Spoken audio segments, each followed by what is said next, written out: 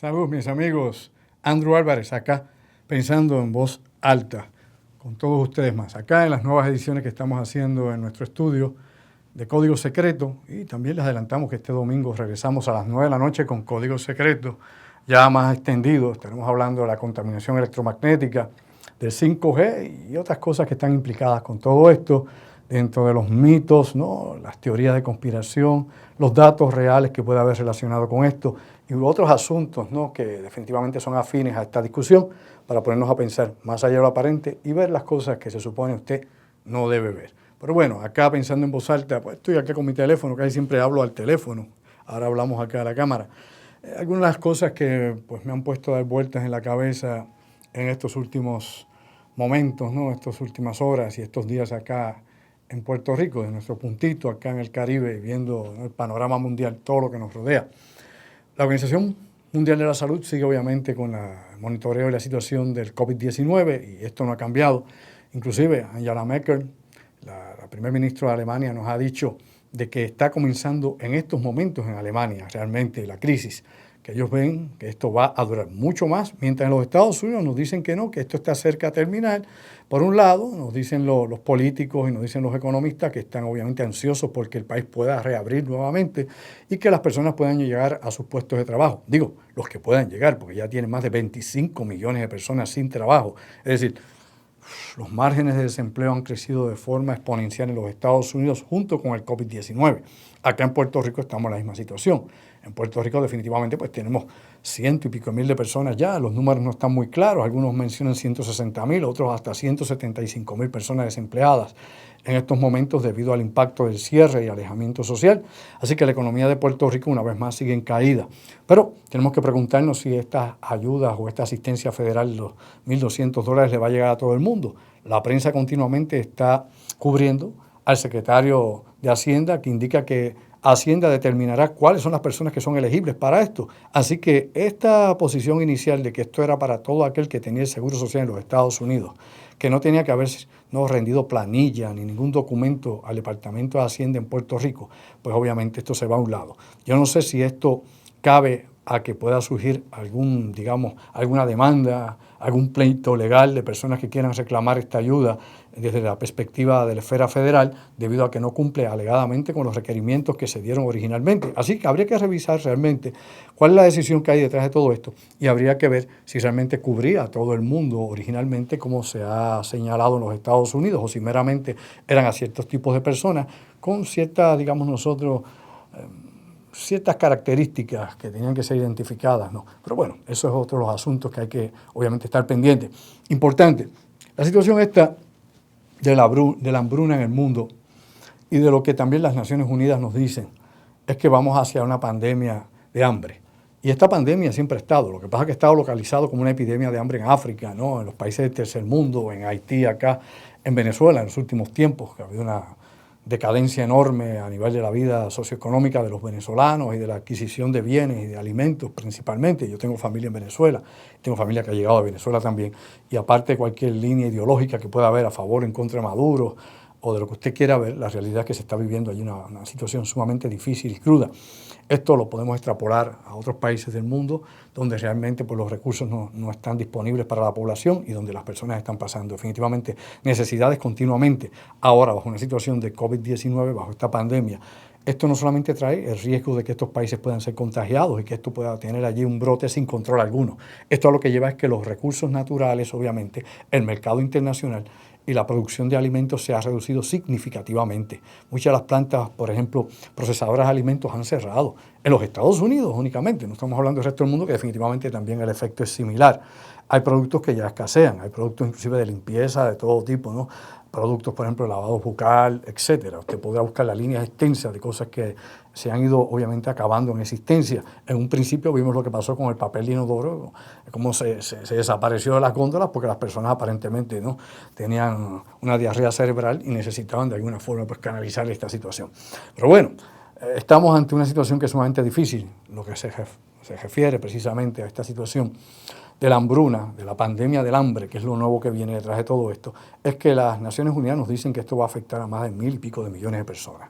inmediatamente a 35 millones de personas y que esto podría llevarnos a la muerte por inanición de millones y millones, es decir, hasta 300.000 personas al día muriendo de hambre debido, ¿no?, al colapso económico, a la recesión económica a nivel global, ¿no?, a que no hay forma de ayudar a estas personas, que los programas que habían para llevar alimentos a estas partes del mundo pues ya no están viables, ¿no?, y toda la situación que estamos experimentando en estos momentos acá en Occidente, en Oriente y en todas partes del planeta. Esto es global. Por otro lado, aparte de esa pandemia que pudiese afectar a esos países pobres, también hay que pensar en otros países que están en el proceso de desarrollo, países en desarrollo, porque hay países del tercer mundo y hay países que son hasta del cuarto mundo, como los Haití y otros países africanos. Me explico, países en Latinoamérica donde las personas no pueden salir a trabajar, debido obviamente a esta situación de alejamiento social, toques de queda, encerramiento, etcétera.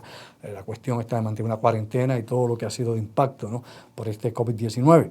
Hay personas que tienen que salir a trabajar todos los días a la calle y no lo pueden hacer, no pueden llevar el pan a su casa. Así que en estos países, como puede ser Ecuador, puede ser México, puede ser Honduras, Guatemala, cualquier país sudamericano o centroamericano, pues esta realidad se está viviendo aquí ahora. ¿Cuáles van a ser las consecuencias más adelante? Bueno, las consecuencias más adelante va a ser más pobreza. La clase pobre va a ser más pobre.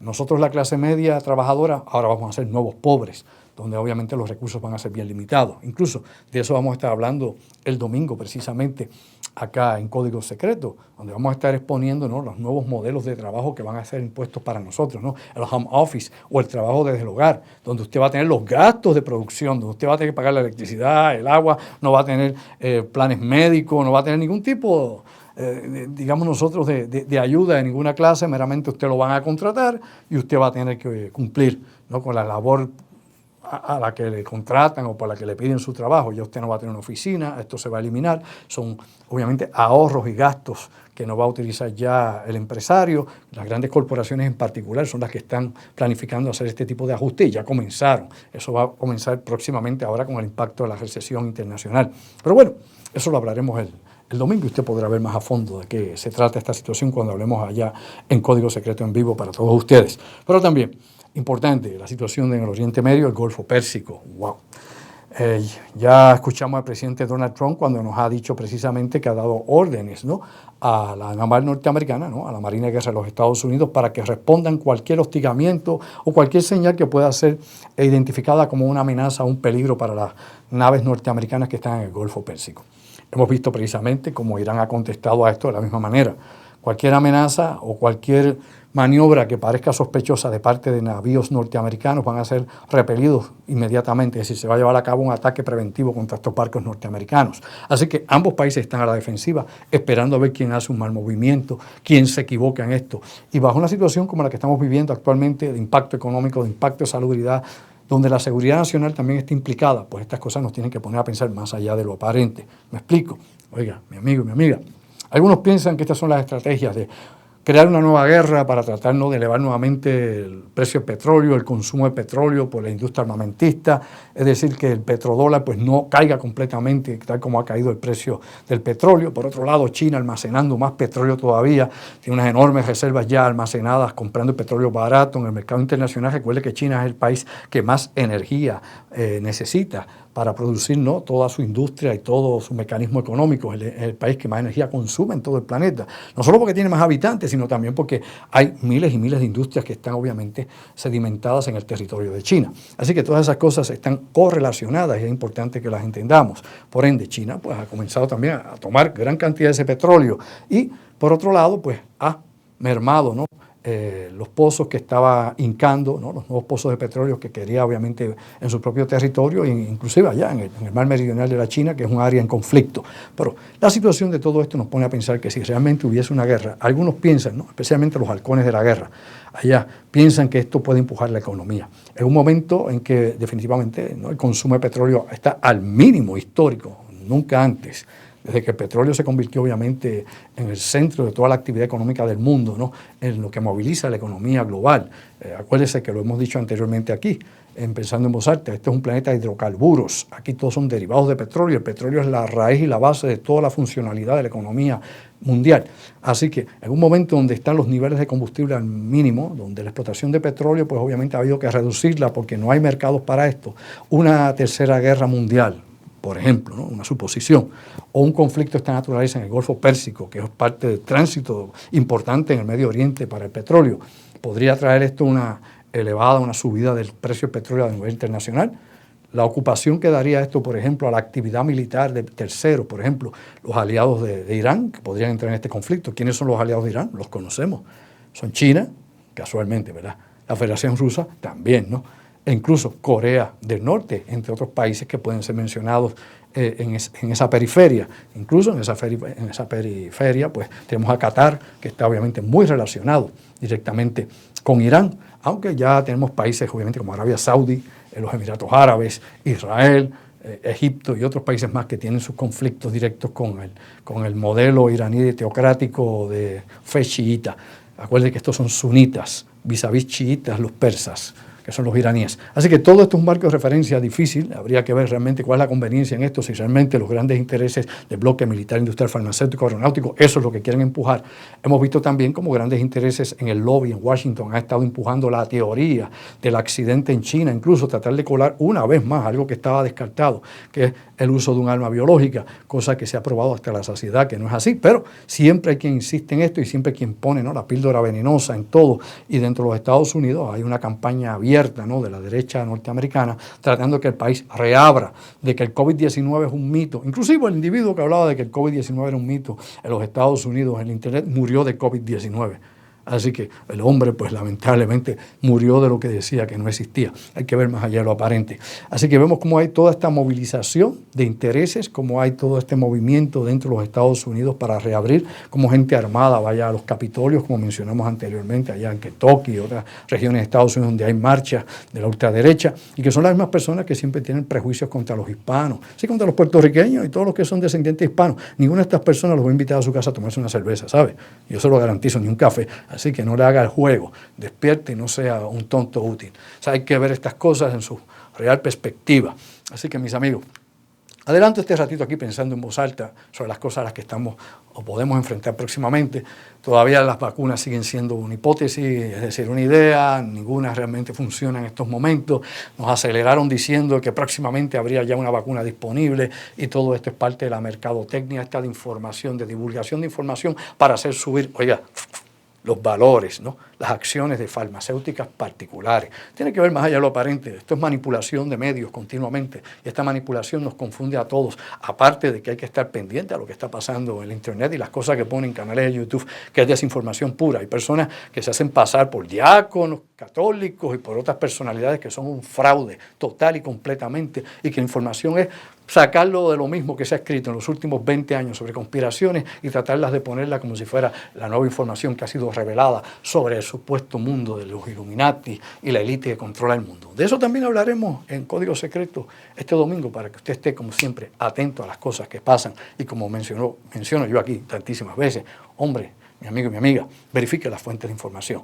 Claro que hay un mainstream, hay una raíz, como decimos nosotros, de redes de noticias a través del mundo, de canales de noticias que tienen una agenda ya per se como tal, ¿no?, que tienen unas líneas editoriales a favor de unos grandes intereses económicos, eso se sabe, y empujando causas ideológicas y políticas. Pero usted tiene que aprender a discernir entre una cosa y la otra. Tiene que aprender que de alguna forma o manera hay información clave o básica en cada una de estas redes de información. Si las creemos todas, pues nos vamos a dar cuenta que vamos a estar más confundidos que nunca. Tenemos que tener obviamente claramente en nuestra mente cuál es la línea que queremos seguir, cuándo podemos no diversificar todas estas fuentes de información y cómo armar un rompecabezas, un mapa de la realidad que nos pueda guiar dentro de esta situación a nivel mundial. Nuevamente los invito a que mañana estén conmigo en La Otra Realidad a las 9 de la noche. Vamos por aquí, vamos a usar el mismo sistema. Voy a tratar de tener conmigo al ingeniero Orlando Plau, que sea vía telefónica, pero por lo menos que Orlando ahí pues pueda esbozar toda esa información interesante que siempre comparte con nosotros y su análisis. Y yo por mi parte, pues como siempre acá, exponiendo mi punto de vista, haciendo el análisis crítico de los asuntos que creo si son pertinentes, y como tantas veces mencionamos aquí, usted llega a sus propias conclusiones basándote en los datos e información verificable. No en rumores, no en teorías que no tienen ni pie ni cabeza, teorías, por ejemplo, que puedan estar ahí sin pie y sin cabeza, que realmente no puedan ser comprobadas meramente porque alguien repitió, que aquel repitió, que aquel repitió. Recuerde que si usted repite una mentira muchísimas veces, como decía Goebbels, ¿no?, el jefe de la propaganda del partido nazi en la Segunda Guerra Mundial en Alemania, la gente se lo cree al final. Lamentablemente hay mucha gente que se envuelve en eso y no puede ver más allá de lo aparente y meramente pues siempre está con una línea de desinformación y más que nada está dentro de algo que realmente no nos conlleva a ningún sitio, a ningún tipo de solución o tomar decisiones que sea asertiva e inteligente para nuestras vidas. Las cosas que no sean prácticas para nuestras vidas, realmente descártelas.